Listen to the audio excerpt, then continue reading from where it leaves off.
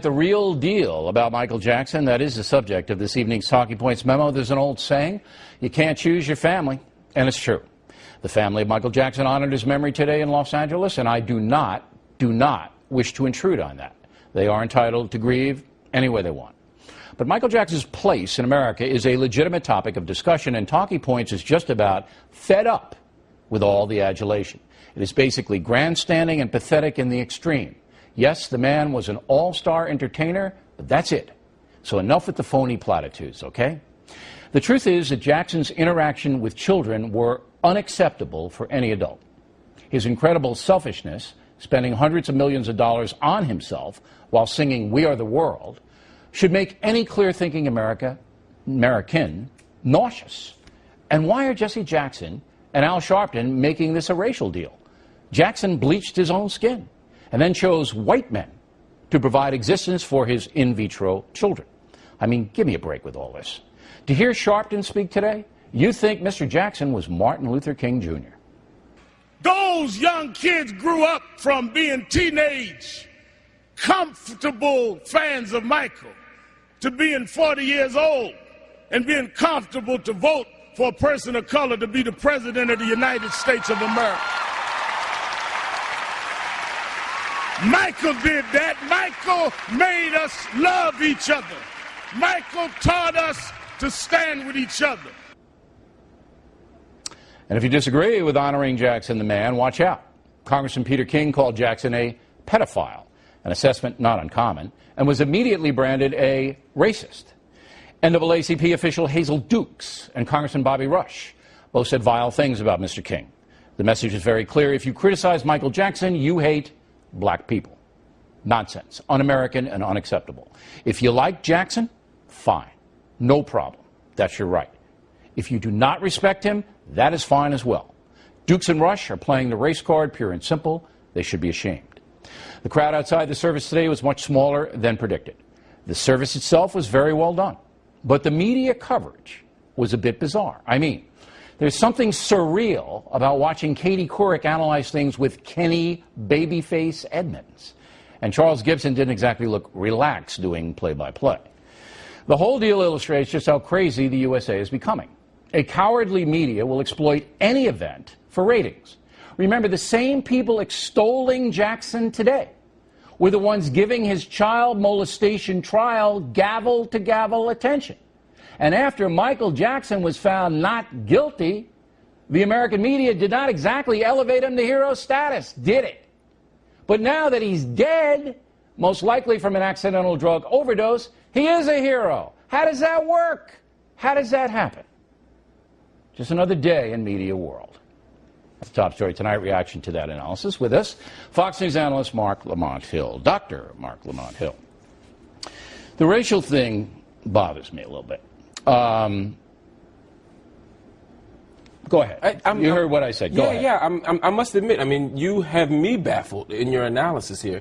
To say that this isn't a racial issue when this man's entire career has been marked by the tropes of race, from an entertainer to the legal realm. In all areas of his career, he's been marked by race. Yes, the black community has embraced him. Yes, the black community has wrapped its arms around him more in depth, but that's because the media has assaulted him in ways that they don't do white people of that stature. All right. I disagree 100%. I want the audience to know. When the Jackson 5 came on the scene, they were immediately a crossover band. That means white Americans bought their records just as much as black Americans. No racial component. They were a great entertaining group. Motown put them out. White people bought their records just as white people bought Stevie Wonder's records, Smokey Robinson's records. So there's no racial component there. The man grows up, all right? He has mega hit after mega hit after mega hit. Every white person I know is dancing their buns off to Off the Wall and Thriller.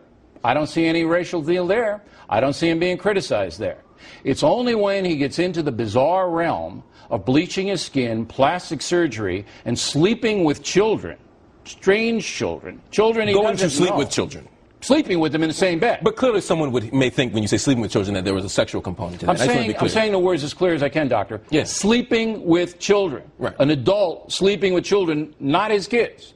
Unacceptable for any adult to do that. That's not acceptable behavior.